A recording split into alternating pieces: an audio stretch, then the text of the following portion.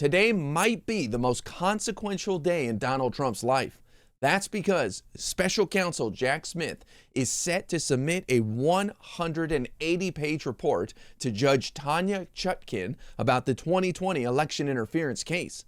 And in that report, there is going to be new evidence presented and the case laid out about why Donald Trump is not immune from prosecution after the Supreme Court's ruling. And Donald Trump knows something big is coming because last night he was up late on Truth Social posting about January 6th. And wait until you see what Donald Trump wrote because he may have just given away what Jack Smith is about to reveal. MSNBC had a great breakdown of why this 180-page filing is so consequential and what Donald Trump is afraid of. Well, let's talk about first why it's consequential. In the ordinary course, a party filing a brief in litigation in D.C. federal court has at most 45 pages. Special counsel sought permission to file a 180-page brief where they are going to lay out all of the evidence that they say makes their superseding indictment against former President Trump totally permissible and defensible under the Supreme Court's immunity decision. So this is a big deal because Jack Smith is basically going to lay out his case as if it was his special counsel report.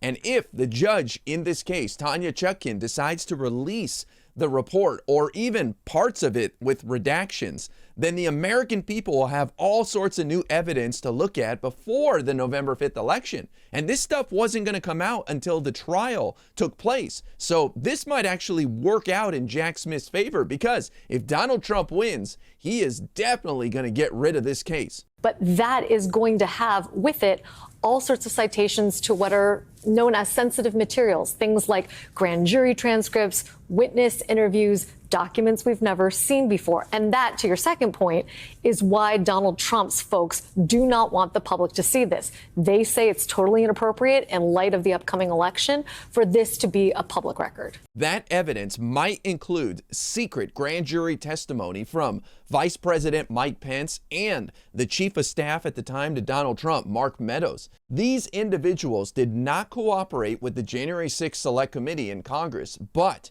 they did sit before this secret grand jury and provide testimony. And who knows what they revealed.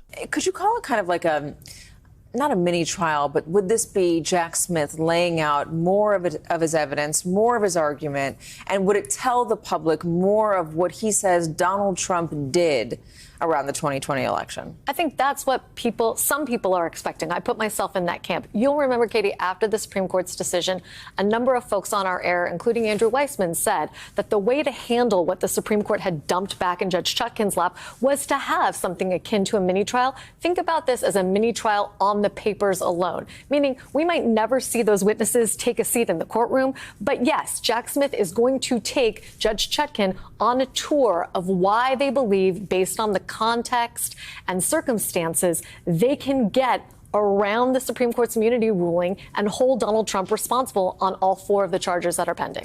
It's a terrifying thought, but if Donald Trump were to win the November 5th election, then he could dismiss this case along with any others. And that would mean the general public never hears the details about how Donald Trump tried to steal the 2020 election after he lost to Joe Biden. So might this become public? I think it could become public, but it won't become public automatically. Okay.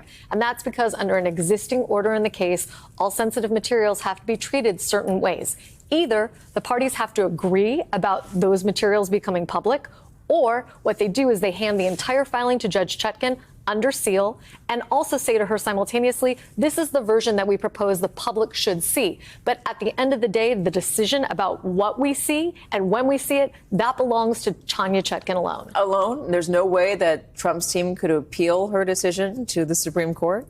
I don't think so. I don't think that a decision about sealing is immediately appealable. It's not what we call an interlocutory appeal. But will she allow them to have a say? She could. That's not laid out in this existing order about the treatment of sensitive material. Donald Trump's fate may be in the hands of Judge Tanya Chutkin because she has the sole power to decide if that report should be made public. And if there are damning details in that 180-page report, then that could surely seal Donald Trump's fate in the November 5th election. And in a couple of late-night posts on Truth Social, Donald Trump may have revealed what he's worried about. Donald Trump wrote, "Shocking breaking news. as exposed by the great John Solomon, a real journalist who cares about the truth, and the great work of Congressman Barry Loudermilk and Republicans on the House Oversight Committee, the deep state chose to disregard my direct authorization of at least 10,000 National Guard troops to ensure that Washington, D.C. was safe and secure on January 6, 2021.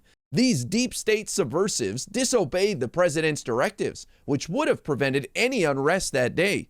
January 6th, as it is known, would never have taken place. These revelations end the sham J6 civil hoaxes and the lawless D.C. case brought by deranged Jack Smith, which has already been demolished by the United States Supreme Court's historic immunity and Fisher decisions.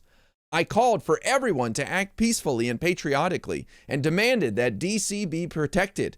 The deep state and crazy Nancy Pelosi, who admitted to her daughter on videotape that she was responsible, have to be held to account, including for the damages, wasted resources, and time spent defending the witch hunts and hoaxes. We have to save our broken justice system. We know that Mike Pence and Trump's chief of staff at the time, Mark Meadows, testified in front of the secret grand jury, and they may have revealed details about security planning for that day and whether or not Donald Trump had something to do with the National Guard. But the January 6th Select Committee already released testimony from Trump's acting Secretary of Defense, Chris Miller, under oath saying that Donald Trump never requested National Guard troops be at the Capitol. I want to be clear here that since then, in February of 2021, Mark Meadows said on Fox News that, quote, even in January, that was a given. As many as 10,000 National Guard troops were told to be on the ready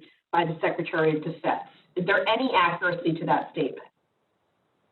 I'm not from my perspective. I was never given any direction or order or knew of any plans of that nature. And Jack Smith has received logs from Twitter that could detail where Donald Trump was when he was tweeting, if he was talking to anybody via direct message, what drafts he had written up that he didn't send out but saved. You never know what Jack Smith has his hands on.